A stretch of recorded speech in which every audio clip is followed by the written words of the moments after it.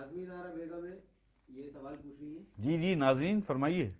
हुजूर, जिक्र के बाद दिल में दर्द और जलन सी होती है, हाँ हाँ। डॉक्टर के पास क्या मुझे जाना चाहिए? अरे करीब करीब आपका आपका आपका आपके अगर जो शेख हैं, आपके पीरो मुर्शिद हैं, आपके डॉक्टर वो हैं, इसके लिए आप ये बात याद रखें। मैं समझ गया आपका सवाल कि या रब दिल मुस्लिम को वो जिंदा तमन्ना दे, जो कल्ब को गरमा दे, जो रूह को तड़पा दे। क्या दर्द होगा किसी के जो दर्द हमने सहे, क्या बात है।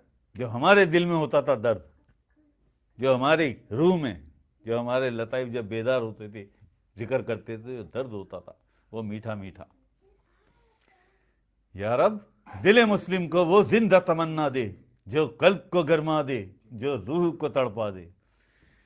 तो नाज़रीन साहिबा, अल्लाह पाक खैर करे, खुश नसीब हैं आप, आपको डॉक्टर के पास नहीं जाना।